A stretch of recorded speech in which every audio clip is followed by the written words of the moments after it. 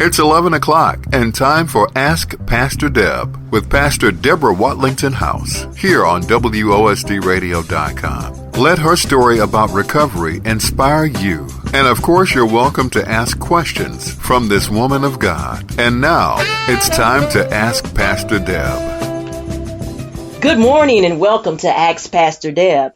I am Pastor Deborah Watlington House, the host for the hour. I've been a pastor for 20 years.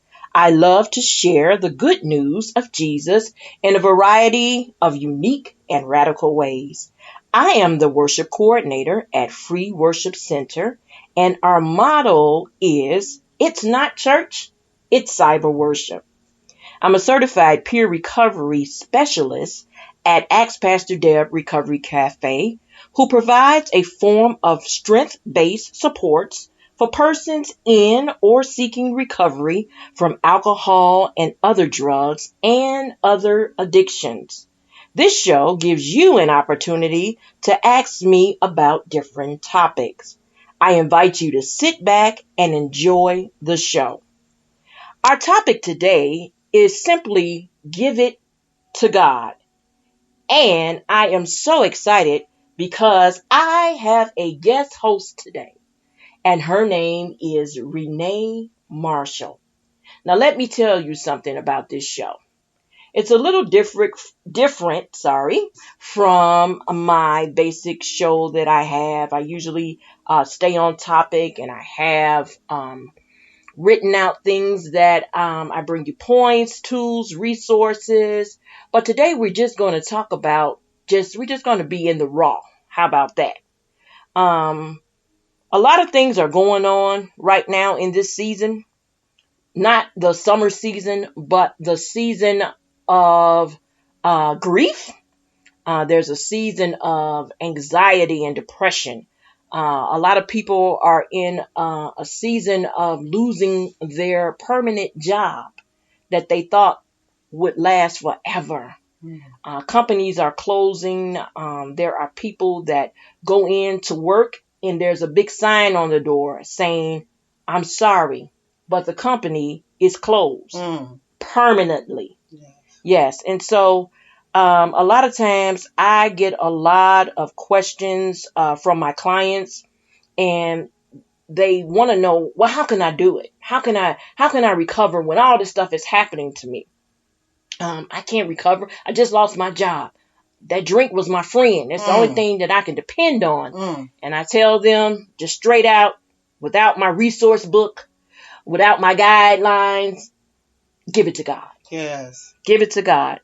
And so the last time me and Renee were together, and I hope you guys can still hear the Zen music, because yes, I am in her spa. I love to come here. It's very relaxing. It's beautiful. She'll give you an awesome massage for your troubles. And, you know, I've told you guys before, it's like giving it to God, because her hands are healing hands. And so today, Renee and I are just going to talk about some things that were maybe hard for us to give to God right away. It's not hard anymore, but at one point in time, it used to be very hard for me to give it to God, because I thought that I had to listen to my mother, my father, my brother, some of my other family members, get what did they, they had all the right advice, because that's what, I grew up, go to the church and talk to the pastor. Right. And then, you find out, well, that wasn't such a great idea. That's right. Because now all my stuff is all out and it's all in disarray, and I said something one way and now it was given to somebody else in a different way, and so now all we have is chaos. Yes. And when I could have just gave it to God and allowed him to direct and lead me. And so I'm going to let Renee kind of tell you a little bit about her giving it all to God. What do you think about the topic first, Renee? Okay, thanks, sis. I think the topic is awesome. And I think this is a perfect time for people to hear this, giving it to God. And it's funny that you mentioned about people losing themselves, losing their jobs. losing whatever, and they just kind of lose faith. And I have a actual life testimony about that. About 3 years ago, March 31st, my job was displaced. And I knew it like back in the fall of 2015, so I had to prepare myself. But at the time when the news came, it was a little disheartening, but then I had to trust. So my testimony went as like when the senior VP from New York came and gave us the announcement, and we're sitting in the conference room, and she's saying, "Renee, just want to let you know that we are going to displace this unit. You have a choice of either trying to find something else here, possibly, if that's possible, or either we will be giving, packages or whatever we can give to you." At that very moment, because of the faith that I have in God and growing up, I heard him say to me, "It's your time. It's time to go." And I literally heard it just like that. Just as she was talking to me, I heard him talking to me. And I said to her then, I said, "I think I'm going to this is the end for me. This is it for me. I think uh, Chase has afforded me 36 years, and it's time for me to move on." And at that time, as Pastor Deb was saying, I was just giving it to God, and she was bewildered. She really was. She was very bewildered. And she said, "What do you mean? You just gonna walk away?" And I said, "I sure am. I'm done. It's time for me to go." And so I left the room. I called my husband, let him know what was going on. And his confirmation to me was also, he said to me, "Sweetheart, whatever decision you make, I know you'll make the best decision for our family. So I trust in what you decide." But I appreciate that because I know he know I trusted God. So with that being said, I gave it to God. 6 months later, the last day come, the same VP called me 2 times again, because she was in dismay. She was confused. She really was. And I told her in the meeting too, God has not brought me this far to leave me. I said those exact words to her. And she said to me, "Well, I don't believe in God." And I said, "And that's okay." Mm-hmm. I said, "But I do believe." And I said, "I can promise you he won't leave me." And I said, "Believe me, if you believed him, he won't leave you either." And she said, "Well, I know there's something, but I don't believe there is a God." And I said, "That's fine."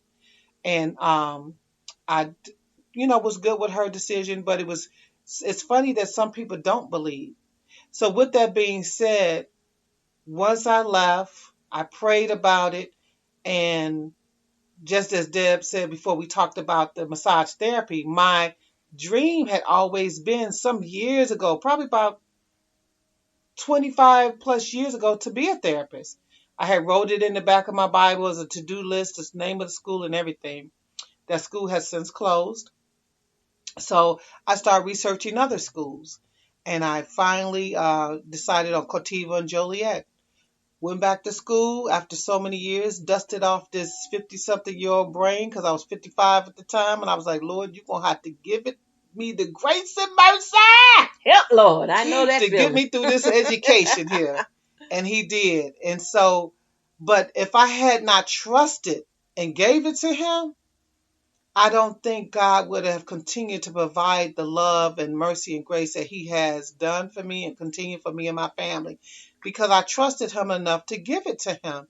And he led me in all the right directions and all the right ways. I got through school, graduated, got my license, and he just led me there. But I gave it to him. And when I gave it to him, I promise you, audience, and I promise you, listeners, when you give it to him and you trust that you give it to him, don't waver. Don't falter. Don't doubt. We gonna have some moments because we human. We may cry, we may kick and scream, but when in the midst of your kicking and your screaming, cry to him and let him know, "Lord, I just need you to show up and I need you to show out. And I'm giving it to you." And when you give it to him, trust that he's gonna handle it. Let him handle it, and things will just come in ways that you cannot even imagine. And he'll set the pattern, he'll set the tone, he'll give you all the avenues, he'll give you all the ways that you need to go. And all you have to do is follow that path that he leads you to go.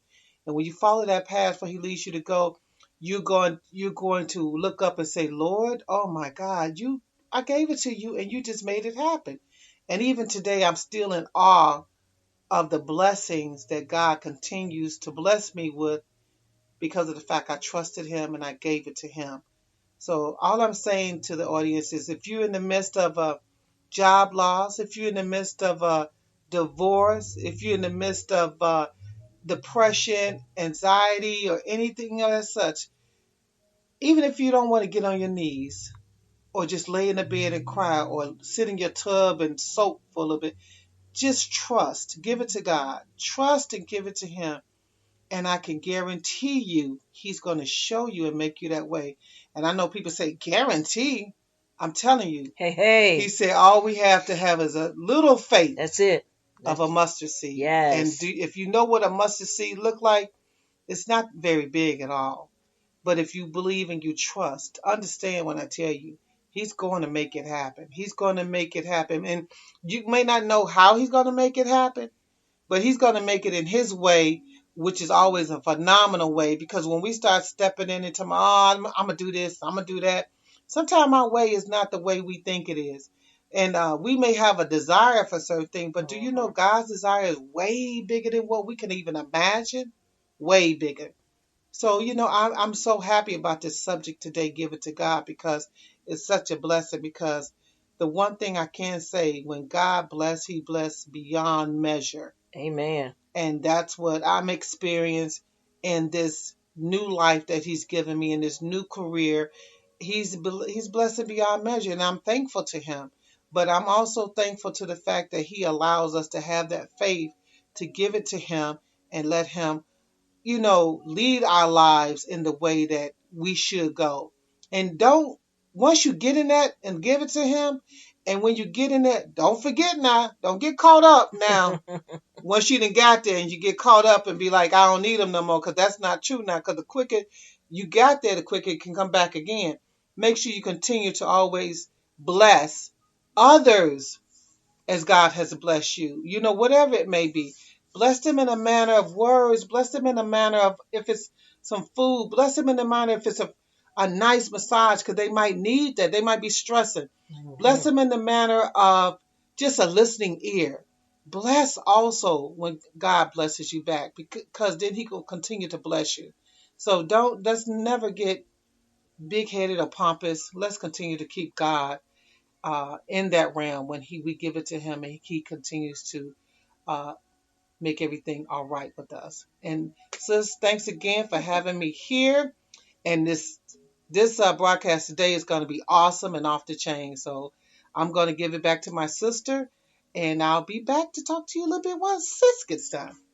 All right. Now that was awesome. I like what she said, that once you give it, you need to give it back. Give it to someone else. Keep the giving going. That's what I say. God has tremendously blessed me. I just realized when she talked about leaving her job and how quickly the time came after she was told that the job would be ending, that it came, and she left. And she left with faith, and she left not scared, and she left being able to know that God was going to provide for her. And not only did he provide, he gave her the desires of her heart. And she didn't even realize that the same desires that she had, God already had the same desire for her. Yes. And so that's that's what I want to talk about. So, just like she left, it is almost a complete year since I left the local church. Yes. And it doesn't matter what church it was or anything, because the church that we attend is just a building. Yes, it is. But God took me out of the local church. You see, the church is still in me. Mm-hmm. Okay. And so I still do the work of the church. Yes. I am the church. Yes. But God removed me from the local church. As a matter of fact, it was the third Sunday in June. That almost sounds like one of them Temptation songs. See what I'm saying? It was the third Sunday in June. I was on the pulpit. Yeah, I like that. And God gave me a word. Yeah. from the one that I read. I know that's wrong, but I wrote. Okay. But anyway, I like that. That's the top 10.